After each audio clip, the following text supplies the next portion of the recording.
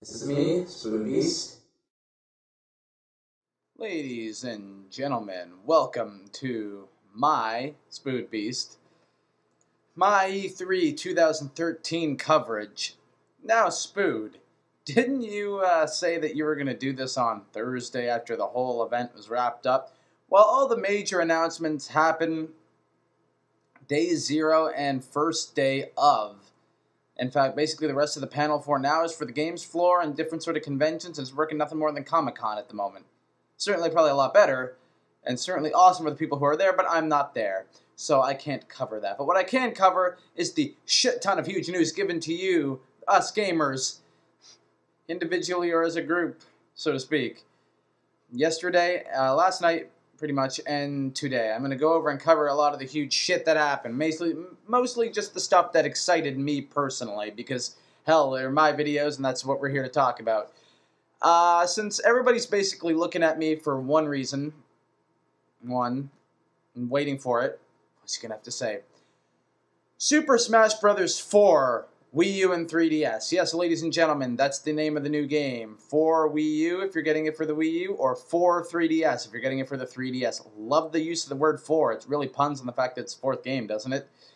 Was officially unveiled this morning in forms of I definitely called it here, teaser trailer. Yes. A lot of veterans shown, actually. They showed Mario, they showed Link, Kirby, Pikachu, the usuals, but even more than that, they showed Donkey Kong, they showed Bowser, they showed Samus, of course, they showed Pit, and they showed Fox. So a lot of returning veterans to the scene.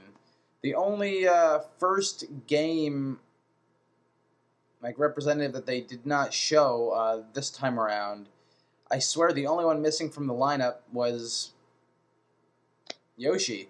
Everybody else was kind of filled in. There was Fox, there was Pikachu, there was Mario, there was Link, Samus, DK, but no Pikachu, but no Yoshi, which is a little interesting. Wonder why? Maybe they just haven't got around to developing them yet, because they wanted to show off, other than showing a whole bunch of veterans, they showed off some newcomers at E3. So for this event. They started off the trailer really, really cool. I thought they might have... Well, I knew that they were saving Smash for last for the Direct. If they were going to show it at all, I thought they might actually hold it off till they got on the floor for some sort of presentation. But apparently the Direct was the only form of presentation they're doing. The rest is all play it at Best Buy, visit some people who are developing games, and that's that shtick. They set this thing up really nice where they show basically Smashville, or whatever the hell you want to call your town from Animal Crossing. And the guy you play as, because you can customize it to be what you like, but they have a set look for the character in Smash Brothers. He receives a letter with the Smash Brothers symbol as kind of the envelope sticker to keep it stamped. And he reads it, throws it on the floor, rushes away, and they have Tom Nook look at it, and you go, is it going to have somebody from Animal Crossing in here? And it just leaves that little thing in your mind. You kind of forget about it, because then they show all the veterans fighting. That's it, from Pit to Mario to Pikachu to Fox. Everybody's just duking it out and beating the shit out of each other, and we use it with Smash Brothers fashion.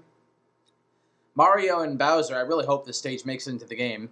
They call it Smash Arena or something. They're wrestling they're fighting in a huge wrestling or boxing ring. It's four-sided, got the ropes going on.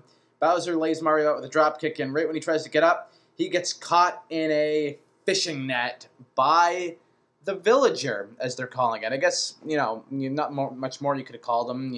Animal Crosser, untitled protagonist, as Zygel on YouTube called him. My friend Nigel referred to him as when we talked about Animal Crossing and Smash. Catches Mario in the fisher's net, and then goes on to do a lot of really cool stuff, hit people with, he trips, but he hits people with a flower pot, digs holes with the shovel and attacks people that way. There's a really cool little nod, and I think it's his recovery. He falls off the edge and does the balloon fight, fly it back up to safety. It's a little cool nod. I'm a fan of Balloon Fighter, and that's kind of like a little wink and nod, kind of giving him some spotlight in Smash Brothers as the form of Villagers Recovery. I thought that was really neat. He had this other attack where he, oh god, what did he do after that? Yeah, his usual punches actually. It's interesting. Have like they look like what the boxing gloves that the Mii's wear. Maybe they do it in Animal Crossing too. And that's how he punches. He puts on the gloves and he's ready to fight, which I thought was really cool. And that was basically it from his front. They continued fighting until they kind of showed a bunch of the faces all in one, then cut away to the title screen. And it fades away. And then as soon as it faded away, there was a warning challenger approaching sign that flashed on and on and on. And alerted. And what happened at that point was, in dramatic Smash Brothers teaser cutscene fashion, you have, I think it was Mario, Link, Pikachu, and DK just kind of stop what they're doing and turn around.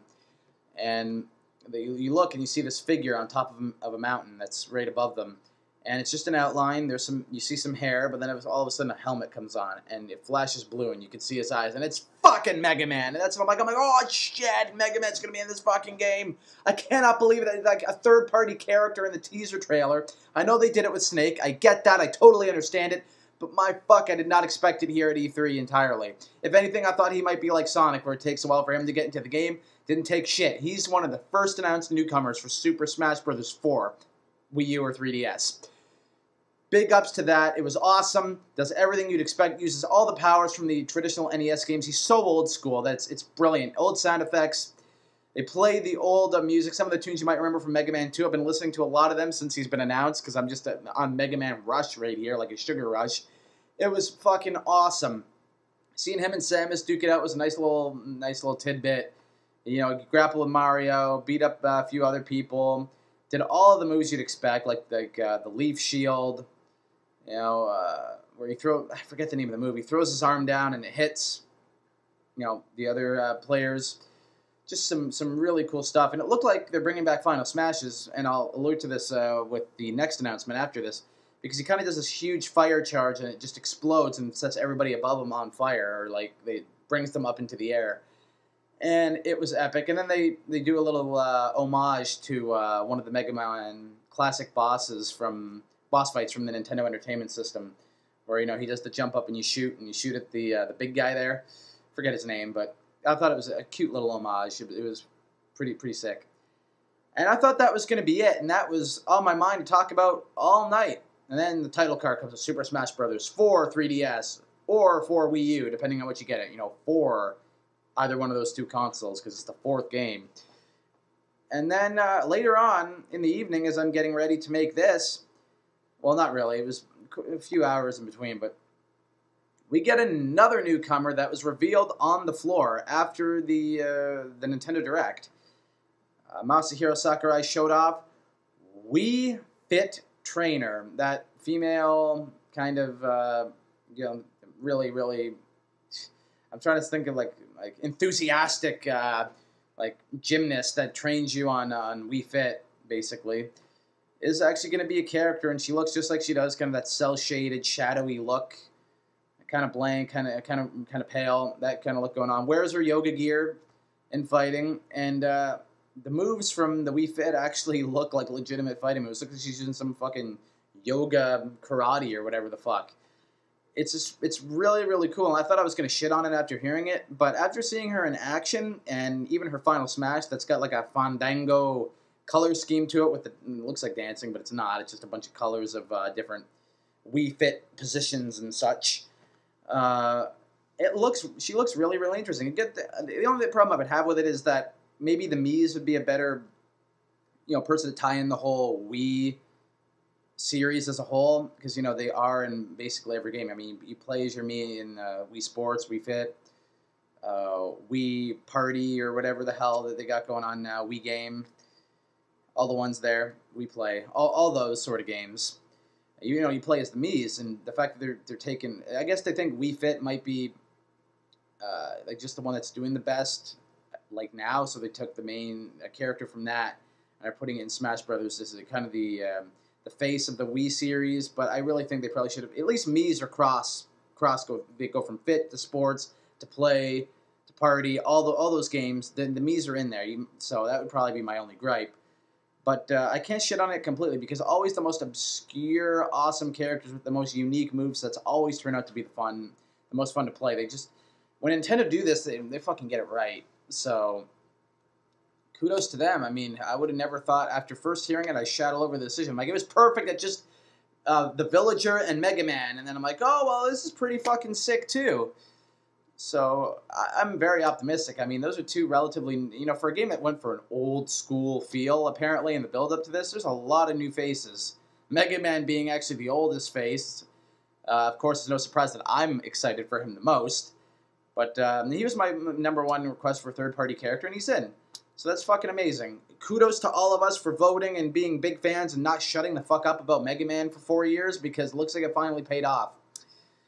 Thanks to me and you and all the rest of you all that all did our part in at least letting it be known that he was wanted in the next game. And Nintendo showed off a lot of other cool stuff too, like the Super Mario 3D World, which is like just basically an overworld Mario game. It's like, what would happen if you like Super Mario 64 and new Super Mario Brothers like just fucking had intercourse and equaled a baby? That'd be what this was. And throw in a bit of Mario 3, too, for the power-ups and shit. Well, you get those in New Super Mario Bros. So, yeah, New Super Mario Brothers and Mario 64 gangbanged and had, like, a little child, or a baby or whatever. That's a horrible joke. Don't hold me to that, and that's horrible. But that's what it looks like. It's a little hodgepodge. It's like mixing overworld themes to the mechanics of New Super Mario Brothers. Wasn't quite what I was hoping for, but it looks fun. Mario Kart 8 looks fucking epic. The visuals are gorgeous. The gameplay looks new and improved. It looks just fucking awesome. Seen some cool, interesting stuff for Pokemon X and Y. Did not see a whole lot on the 3DS, but I hear there's a lot of good stuff coming out for it. And Legend of Zelda: The Wind Waker being re-released on HD for the Wii U. That's amazing. I love The Wind Waker. Loved it for the GameCube. Would love to have it again someday. Got no complaints there. From the Sony front, well, not really. We're just going to talk about Square Enix here. All you really cared about was Smash, and they'll go over everything else. Next big thing I want to talk about, Square Enix announced that, they switched Final Fantasy Versus 13, that's been in development hell for like 7 years now, and they switched it to the new 15th Final Fantasy game. So they upped it up, and they made it the new Final Fantasy. Said, well, fuck, it's not going to be a Versus spin-off to 13. We're just going to make it the fucking new game in 15. And they showed off a lot of gameplay for it. It looks fucking kick-ass. It looks like boss, really. Fucking epic looking RPG. And then to top that off, they did what interests me the most, and they showed a teaser trailer announcing that Kingdom Hearts 3 was in development. A little cutscene with Sora finding a Keyblade on Destiny Islands. After, flashbacks from the first two games and all the handheld spin-offs in between. And then they showed some battle mechanics, which looked fucking amazing. If the game's graphics look like a cutscene like that, like in that gorgeous fucking HD, holy shit, is that going to be epic. And if you could fight hordes like that, you could bounce off buildings, and just, if they put those new mechanics into this is going to be fucking awesome. And I think they are. I think that's the direction they're going for. It's just a teaser, and we don't know really all that much, except for the fact that it is in development. But the fact that it is in development gives a big fucking thumbs up from me. I couldn't tell you how excited I was to hear about KH3 actually being made, and that, it's announced for the future. It does not have a release date. Probably won't have a release date for a year or two. At best, it could come out in 2015. We'll have to see. But KH3, that leaves so many good possibilities to the mind, doesn't it? I mean, you could have Pixar and Marvel worlds now, since Disney owns them and they're the property of them. I don't want to go too far, but I mean, Disney owns Star Wars too, don't they? You could fucking have a Star Wars world. I didn't even think about that last night when I was going, oh yeah, Toy Story and Avengers and this, that, and the other, but I want fucking Toy Story, the most of Toy Story world, Pixar, yes! KH3, that was me, basically. This is ridiculous. It was, for franchises I love, I just got a fucking overload on them. I mean, it's wonderful. This is one of the most fun events I've ever had to cover. It really is. I've been having a ball, tweeting throughout, what's going on, and just sharing the stuff with you guys. I mean, if you were on my Twitter, you would have figured out. So, follow me at SpoodBeast down below. A little horrible plug there. But yeah, it's been great. And PlayStation 4 kicked Microsoft's ass horribly in terms of their exclusives, and I'm not going to complain about the price so much. I mean, the Xbox One is really just, it's $100 more, which, you know, some people might go, it's still $100. It's not really that big of a deal. If it was like $300 less, that would be a big deal. But the exclusive for the PS4 are much more impressive. Only thing I don't like is now Sony's going to be charging us for PlayStation Network. That doesn't really fly with me. I do not like that at all. That's like trying to be at Xbox Live, and they're already doing that. They did that with all the previous two Xbox, and now they're going to be doing that with the one, and now Sony's expecting you to pay for PSN. I'm sure the servers are going to be that much more high in gear, but, you know, I liked free online gaming for a reason. Is Miiverse the only way I'm going to be able to do that with the Wii U? Like, fuck. That to me is a little stupid. Capcom announced some good stuff. EA doing their shtick with Battlefield 4, which is coming out for the PS3, 360, and their two successors. They announced some stuff, a whole bunch of sports games, of course. Ubisoft announcing some cool stuff, like they're the ones behind South Park: The Stick of Truth now. That RPG is going to finally be made. Assassin's Creed 4, Black Flag, of course, we all knew that was coming. Some Tom Clancy Splinter Cell games. Beyond Two Souls had another awesome cinematic trailer. It's, of course, being made by Quantic Dream. Looks to be pretty interesting. And they show kind of like a little trailer for this thing called The Sorcerer, which may be their next game for the PlayStation 4. Of course, Quantic Dream was developers of Heavy Rain and Fahrenheit, aka Indigo Prophecy. And they've been doing PlayStation exclusive since Heavy Rain, because I believe Fahrenheit came out for both the 360, not the 360, the original Xbox and the PS2. If it came out for just the PS2, do quote me on that, but I do believe that one was not a PlayStation exclusive. And just a lot of really cool stuff all around. Of course, Microsoft going off and announcing Halo 5 to everybody, having Master Chief walk around. And I've got to cater to that market. And just Pikmin 3 is probably being shown off around the gaming floors right now, as is a lot of different 3DS games. This has just been an awesome E3. I'm glad to have built up to it and share it with all of you. Anyway, whatever you think this channel should be doing after E3, do tell me. Pop it in the comment section. Personal message me. Add me on Skype, and we can talk about it personally. Again, I mentioned this earlier. Follow me on Twitter @SpoodBeast. Visit my Facebook page, which is at the bottom of this as well. And more importantly, just stay entertained, and we can keep talking video games till Kingdom Come. This is me, SpoodBeast. It's been another video for me, folks. Enjoy the rest of E3 week. I'm out, and hopefully we can start up some new dojo news soon. See ya, everybody.